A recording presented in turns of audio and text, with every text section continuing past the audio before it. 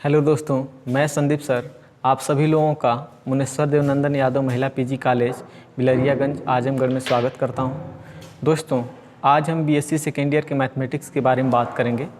तो स्पेशली आज की जो क्लास है वो बीएससी सेकेंड ईयर के सिलेबस के बारे में, और हो सकता है कि हम आज ही के वीडियो में कुछ टॉपिक्स के बारे में भी बात करेंगे।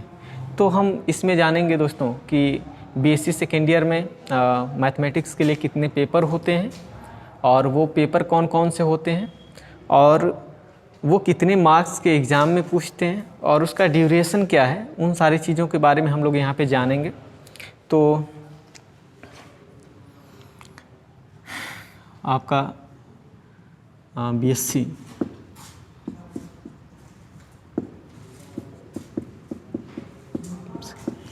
मैथमेटिक्स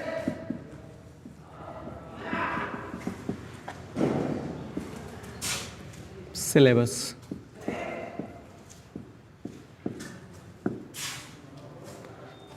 तो हम ये जानेंगे कि इसका सिलेबस क्या है, उसमें पेपर वगैरह कौन कौन से हैं। तो उन सारी चीज़ों के बारे में हम लोग जान के बातें करेंगे यहाँ पे।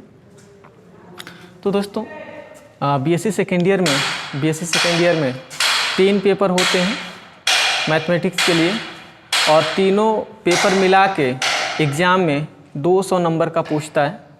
तो हम ये जानेंगे कि पहला पेपर कितने नंबर का पूछता है एग्ज़ाम में, दूसरा पेपर कितने नंबर का पूछता है एग्ज़ाम में, और तीसरा पेपर कैसे पूछता है एग्ज़ाम में, कितने नंबर का। तो आइए देखते हैं। Paper first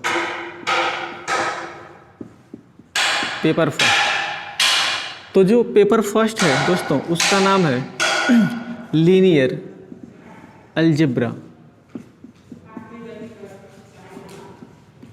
algebra and matrices.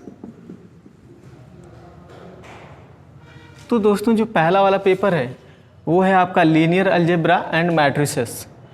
तो यहाँ पे ये जो पहला पेपर है इसको 2 भागों में डिवाइड किया गया है। पहला पार्ट जो है वो आपका लीनियर अलजेब्रा है, और जो सेकेंड पार्ट है वो आपका मैट्रिसेस करके है। मैट्रिसेस मीन्स यहाँ पे एक तरह से मैट्रिक्स, अभी जिसको आपने इंटरमीडिएट में पढ़ा होगा। तो ये जो पेपर है वो आपका एग्ज़ाम में 65 मार्क्स का पूछता है।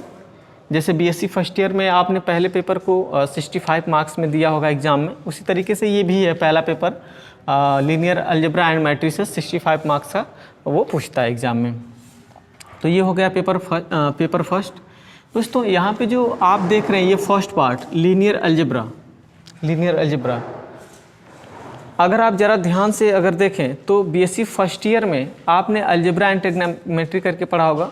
तो उसमें जो अलजेब्रा आपने पढ़ा होगा, तो उस अलजेब्रा में आपने ग्रुप पढ़ा होगा, रिलेशन एंड फंक्शन पढ़ा होगा, और डोमेन पढ़ा होगा, इंटीग्रल डोमेन पढ़ा होगा, रिंग पढ़ा होगा, और उसके बाद आपने पढ़ा होगा फील्ड। सबसे लास्ट में वहाँ पे आपने फील्ड पढ़ा होगा।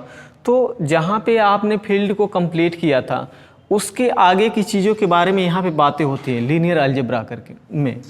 तो लीनियर अलजेब्रा में फील्ड के आगे की बातें होती हैं, यानी फील्ड के आगे जो आपका एक बहुत बड़ा सा सेट आता है वो दरअसल वेक्टर स्पेस करके आता है। तो वहीं से शुरुआत होती है। फिलहाल हम लोग जैसे हम लोग किसी भी पेपर को पढ़ेंगे तो वहीं पे हम लोग सारी चीज़ों के बारे में डिस्कस करते रहेंगे। फिलहाल यहाँ पे हम लोग बस यही जानेंगे कि इसका पेपर क्या है, इसको एग्ज़ाम में कैसे पूछता है। और इसी तरीके से ये आपका है मैट्रिसेस। तो मैट्रिसेस यानी मैट्रिक्स, तो मैट्रिक्स में बहुत तरह की आपको वहाँ पे मैट्रिक्स पढ़ने को मिलती है। जैसे सिमेट्रिक मैट्रिक्स हुआ, स्क्यू सिमेट्रिक मैट्रिक्स हुआ, एक्लेन फॉर्म हुआ, और बहुत सारी चीज़ों के बारे में पढ़ना होता है आपको। तो जितना भी आप इंटरमीडिएट लेवल पे पढ़े होते हैं मैट्रिक्स, उसके आगे की चीज़ों के बारे में यहाँ पे बातें होती हैं। तो दोस्तों, ये जो पहला वाला पेपर है वो पेपर को 5 यूनिट में डिवाइड किया गया, 5 यूनिट में इसको डिवाइड कर दिया गया है। तो इसमें आप देखेंगे कि जो 4 यूनिट है वो लीनियर अलजेब्रा में ही आ जाता है, बाकी जो 1 यूनिट बचती है वो आपका मैट्रिक्स के अंतर्गत आता है। तो जैसे जैसे आपको पहला पेपर पढ़ाया जाएगा यूनिट वाइज करके, तो वहाँ पे आपको चैप्टर के बारे में वहाँ पे डिस्कस करके एक एक करके वो बताया जाएगा। तो फिलहाल आपका ये पहला पेपर हमने बताया कि पहला paper linear algebra and matrices है जो 65 मार्क्स का एग्ज़ाम में पूछता है। इसके लिए जो ड्यूरेशन है एग्ज़ाम में वो है आपका 3 आवर, यानी 3 घंटे में आपको पेपर देना होता है एग्ज़ाम में। तो ये आपका पहला पेपर हो गया। और हमने ये भी बताया कि इसमें 4 यूनिट होती हैं। And the second paper is paper second. तो जो सेकेंड पेपर है वो है आपका डिफरेंशियल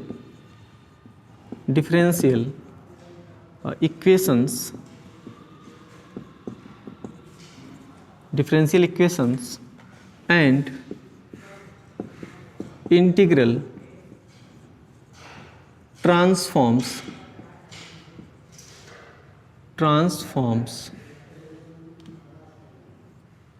तो आपका दूसरा पेपर हो गया आपका differential equation and integral transform.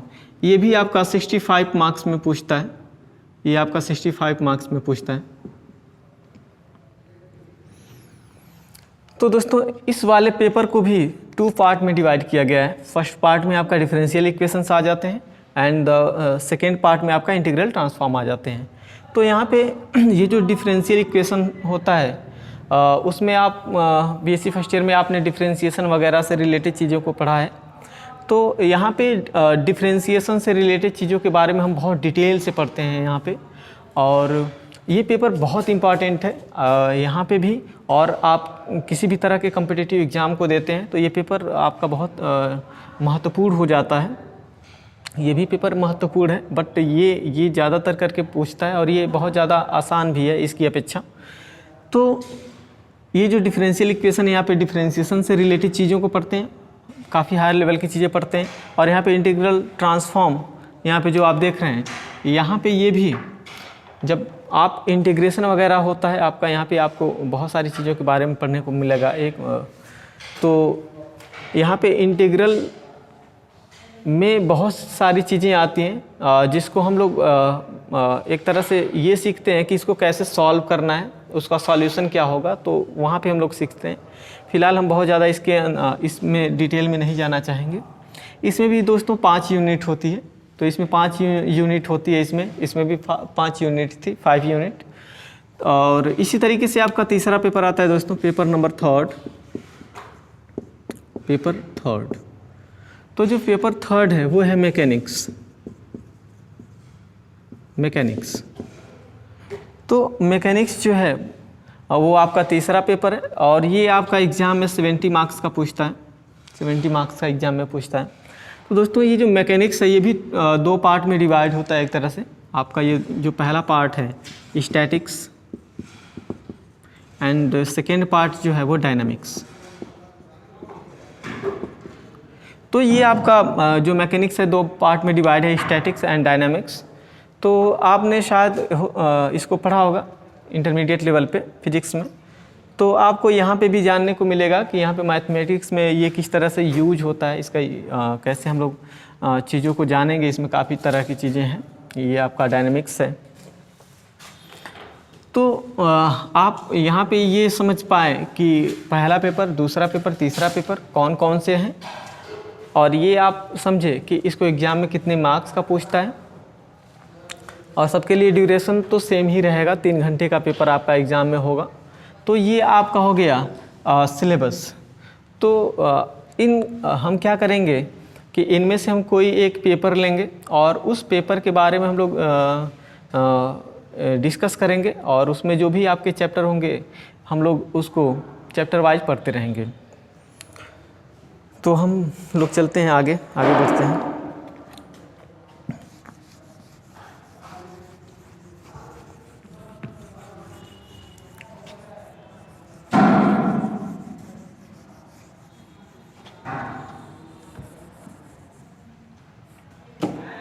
तो दोस्तों अब हम लोग किसी पेपर के बारे में डिस्कस करते हैं। इसी वीडियो में ही हम लोग थोड़ा सा देखते हैं, किसी टॉपिक के बारे में जानते हैं। तो जो पेपर आप सेकेंड देख रहे थे, पेपर सेकेंड, वो आपका था डिफरेंशियल इक्वेशन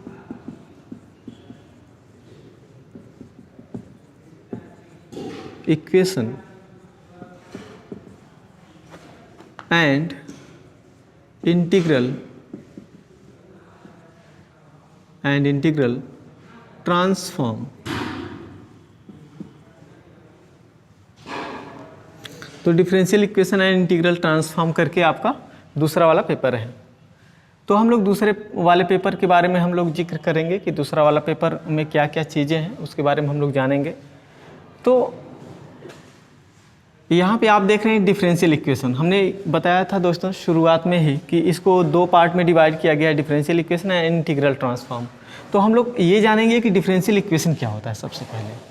तो डिफरेंशियल इक्वेशन को जानने से पहले आपको हम ये बता देते हैं कि आपको चैप्टर कौन सा पढ़ना है। तो पहला वाला चैप्टर आप पढ़ेंगे, इसमें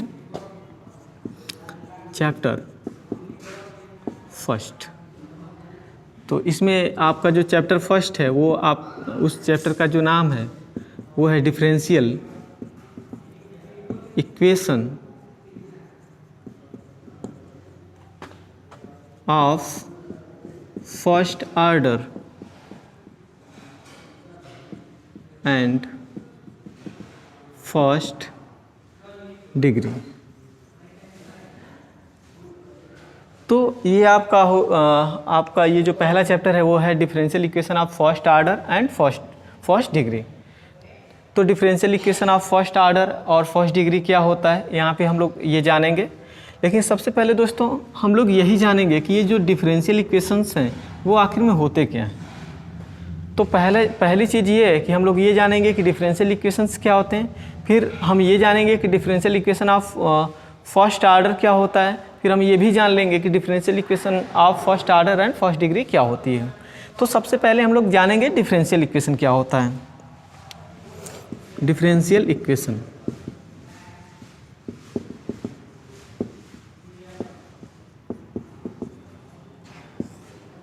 तो डिफरेंशियल इक्वेशन देखते हैं दोस्तों क्या होता है। दोस्तों इस डिफरेंशियल इक्वेशन को जानने से पहले हम लोग थोड़ा सा कुछ चीज़ों के बारे में जान लेते हैं। आप हो सकता है कि पहले से जानते हो, बट हम लोग यहाँ पे थोड़ी सी चीज़ों के बारे में जानते हैं क्योंकि वो इसके लिए बहुत ज़्यादा यूजफुल होगा। तो यहाँ पे जैसे कि आप को ये चीज़ समझना होगा कि डिपेंडेंट वेरिएबल क्या होते हैं और इंडिपेंडेंट वेरिएबल, क्योंकि वही चीज़ है जो इसको डिफाइन करने में बहुत ज़्यादा मदद करती है। तो आपने पढ़ा होगा, अगर मान लीजिए कि यहाँ पे आपने पढ़ा है कि y is equal to F X, ऐसे y is equal to F X. F X means आप ये जानते हैं कि ये जो एफ एक्स है वो x का फंक्शन है।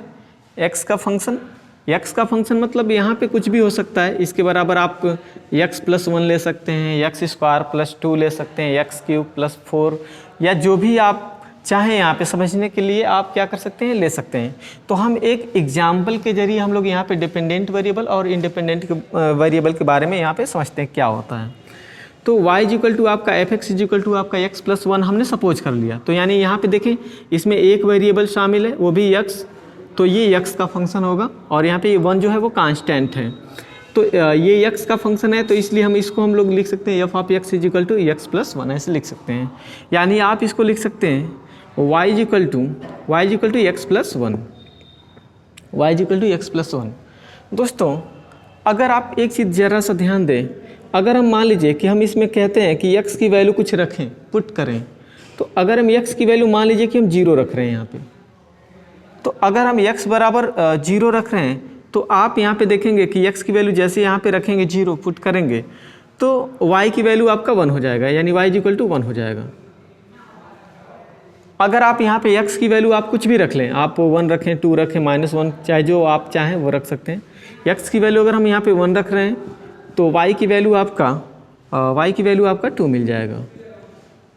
इसी तरह से अगर x की वैल्यू अगर हम -1 रखें, x की वैल्यू अगर -1 रखें तो यहाँ पे -1 + 1 ये आपका 0 देगा, y इज इक्वल टू 0। तो आप एक चीज़ यहाँ पे गौर कर रहे होंगे कि अगर आप x की वैल्यू चाहे जो रख रहे हों, x की वैल्यू आप जैसे जैसे रखते जा रहे हैं वैसे वैसे y कहीं ना कहीं चेंज हो रहा है। y क्या हो रहा है, चेंज हो रहा है। तो इसका मतलब कोई वेरिएबल x और कोई वेरिएबल y, यहाँ पे आप देख रहे हैं कि जो वेरिएबल y है वो कहीं ना कहीं इसके अकॉर्डिंग चेंज हो रहा है। तो जो यहाँ पे y वेरिएबल है, y वेरिएबल वो x के अकॉर्डिंग चेंज हो रहा है। कैसे चेंज हो रहा है कि जब x की वैल्यू हम चूज कर रहे हैं, अपने मन से रख रहे हैं x बराबर 0, तो y इज इक्वल टू 1 हो जा रहा है।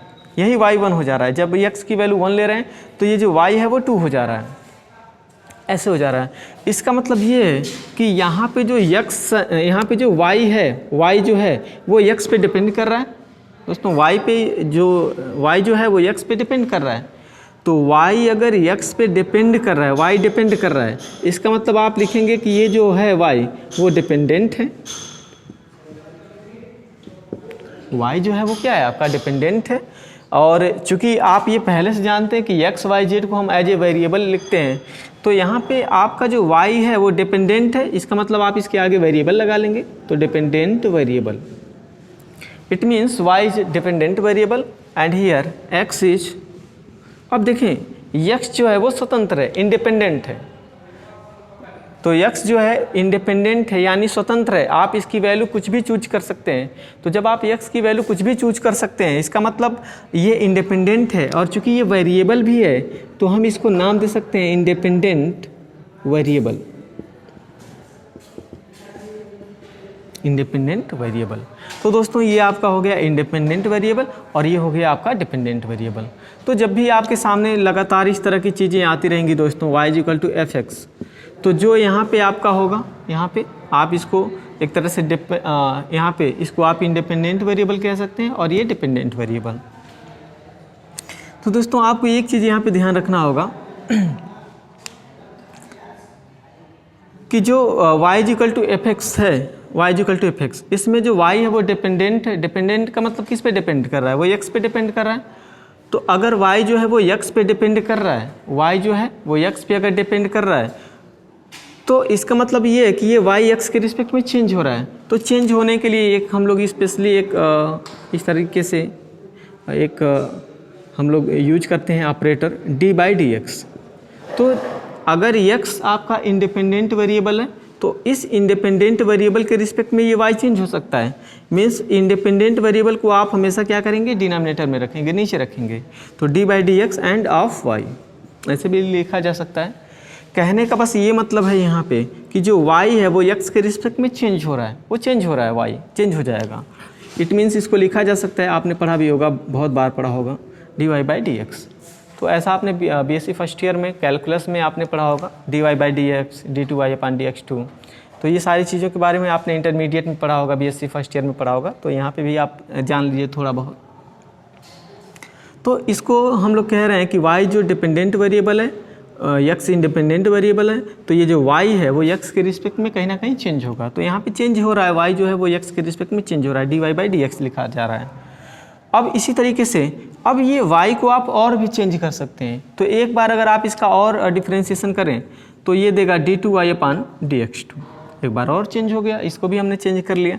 एक बार इसको भी कह सकते हैं d3y/dx3, ऐसे ये हो जाएगा। तो दोस्तों जब आपका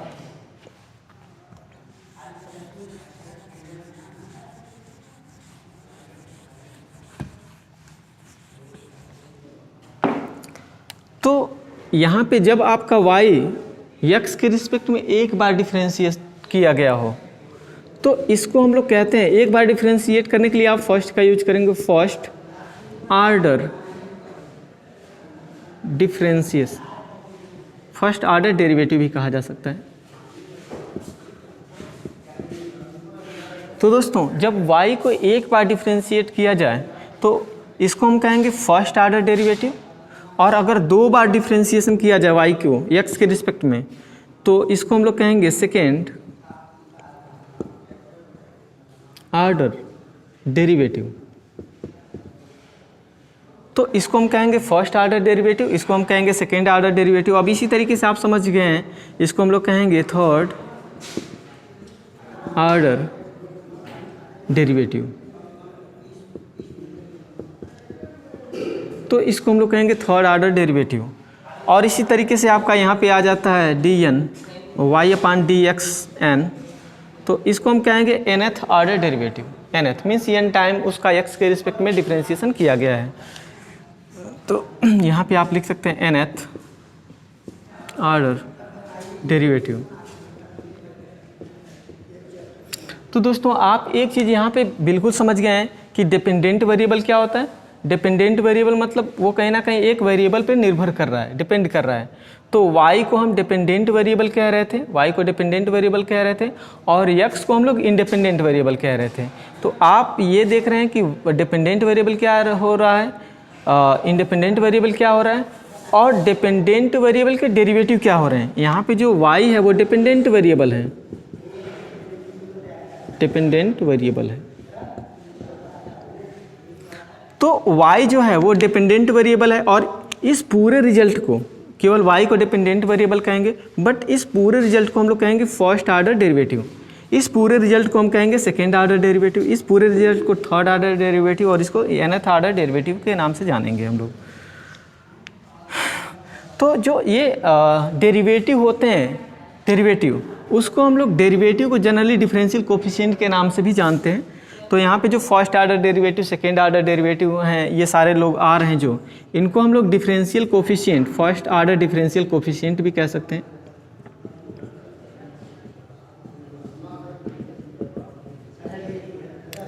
तो इसको हम लोग चाहें तो कह सकते हैं first order differential coefficient, second order differential coefficient, ऐसे करके ये इन सभी लोगों को हम पढ़ सकते हैं। तो डेरिवेटिव को डिफरेंशियल कोफिशिएंट भी कहा जाता है, ये आप बिल्कुल ध्यान में रखेंगे। तो दोस्तों आप क्या देख रहे हैं, आपने पूरे रिजल्ट में एक चीज़ पाया कि डिपेंडेंट वेरिएबल क्या है, इंडिपेंडेंट वेरिएबल क्या है, और डिपेंडेंट वेरिएबल का डेरिवेटिव क्या होता है। डिपेंडेंट वेरिएबल का डेरिवेटिव ये है, डिपेंडेंट वेरिएबल का डेरिवेटिव ये है, डिपेंडेंट वेरिएबल का डेरिवेटिव ये है, ये चीज़। तो आपने डिपेंडेंट वेरिएबल के डेरिवेटिव को जाना। अच्छा, अब देखिए दोस्तों हम इसके डेफिनेशन पे चलते हैं। अब इसकी डेफिनेशन हम जानेंगे कि क्या होता है।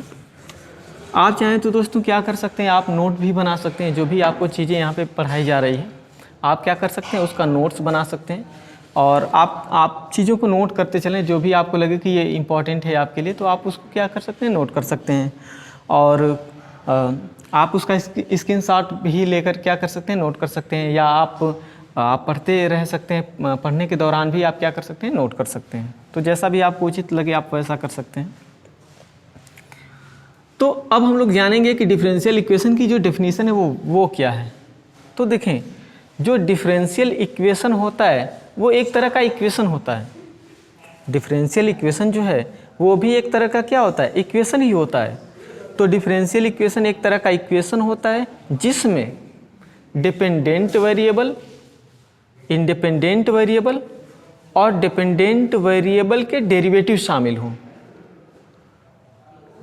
तो डिफरेंशियल इक्वेशन एक तरह का डिफरेंशियल इक्वेशन एक तरह का इक्वेशन होता है जिसमें dependent variable, independent variable and derivative of dependent variable with respect to one or more independent variable.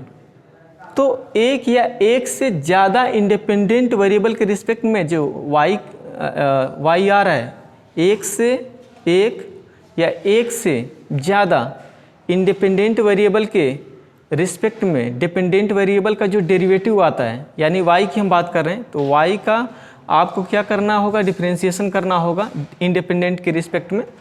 तो हम लोग आइए हम लोग समझते हैं। मान लीजिए कि एक हमारे सामने इक्वेशन है d2y upon dx square plus 3xy dy by dx plus 5 is equal to 0।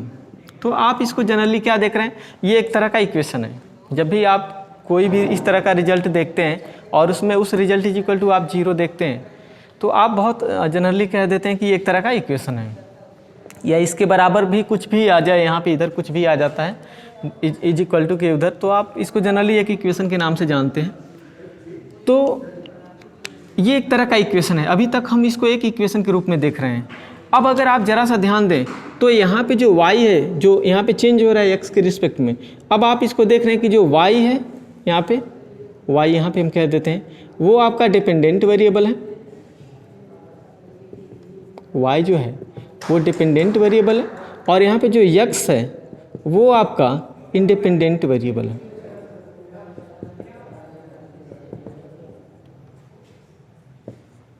तो y यहाँ पे डिपेंडेंट वेरिएबल है, x आपका इंडिपेंडेंट वेरिएबल है, और डिपेंडेंट वेरिएबल के, यानी डिपेंडेंट वेरिएबल आपका y है, डिपेंडेंट वेरिएबल y है और इसका डेरिवेटिव यानी y के डेरिवेटिव ये चीज़ है और ये चीज़ है।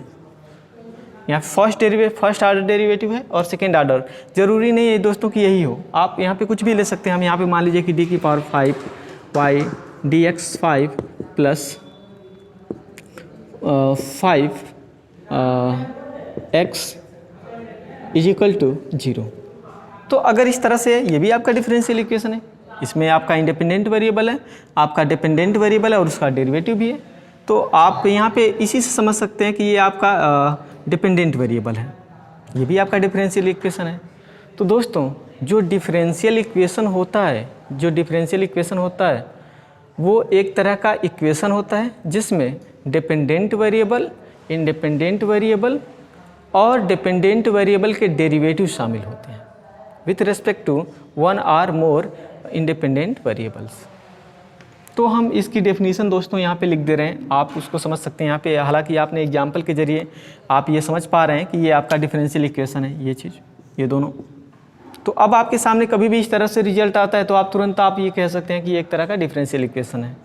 तो हमने ये जाना कि डिफरेंशियल इक्वेशन का एग्जाम्पल क्या है, हम इसकी डेफिनेशन को भी यहाँ पे नोट कर दे रहे हैं। आप चाहें तो आप लिख सकते हैं नोट में। हम यहाँ पे कहेंगे ए differential equation is an equation, a differential equation is an equation containing dependent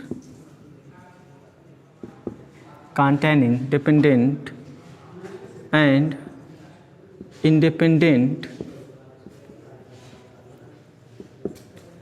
variable, dependent and independent variable and the derivative and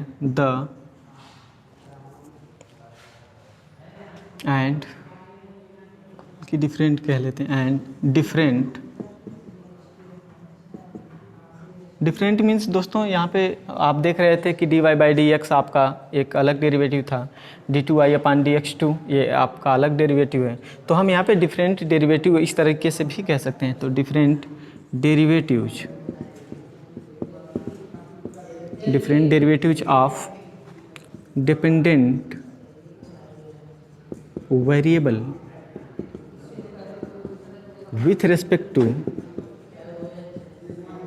with respect to one or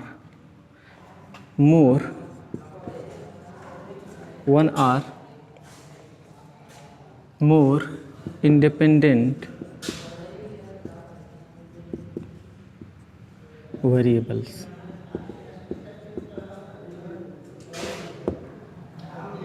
तो दोस्तों ये डिफरेंशियल इक्वेशन की डेफिनेशन है। ए differential equation is an equation containing dependent and independent variable and different derivatives of dependent variable with respect to one or more independent variables। तो दोस्तों आपने यहाँ पे देखा, हमने यही कहा था कि जो डिफरेंशियल इक्वेशन होता है वो एक इक्वेशन ही होता है, वो एक समीकरण ही होता है। डिफरेंशियल इक्वेशन एक प्रकार का समीकरण है containing dependent and independent variables। क्या कर रहा है डिफरेंशियल इक्वेशन, क्या कंटेन कर रहा है, डिपेंडेंट वेरिएबल को कंटेन कर रहा है और इंडिपेंडेंट वेरिएबल को भी कंटेन कर रहा है, दोनों को रख रहा है उसमें। मीन्स डिफरेंशियल इक्वेशन में ये दोनों चीज़ें शामिल हैं। And different derivatives of dependent variable, तो डिफरेंट डेरिवेटिव्स भी रख रहा है वो। तो डिफरेंट मतलब अलग अलग वो डेरिवेटिव्स रख रहा है। डेरिवेटिव अभी हमने बताया था ऑफ डिपेंडेंट वेरिएबल, ये चीज़ आप बिल्कुल ध्यान रखेंगे यहाँ पे कि डिपेंडेंट वेरिएबल का वो डेरिवेटिव रख रहा है with respect to one or more independent variables. तो जो इंडिपेंडेंट वेरिएबल है वो एक भी हो सकता है, दो भी हो सकता है, तीन भी हो सकता है। तो एक या एक से ज़्यादा वो इंडिपेंडेंट वेरिएबल डिफरेंशियल इक्वेशन रख सकता है। तो दोस्तों आपको ये डिफिनीशन बिल्कुल पसंद आया होगा। अगर आपको ये डिफरेंशियल इक्वेशन पसंद आया हो तो आप चैनल को आप इस वीडियो को लाइक करें और चैनल को सब्सक्राइब करना ना भूलें। Thank you for watching this video.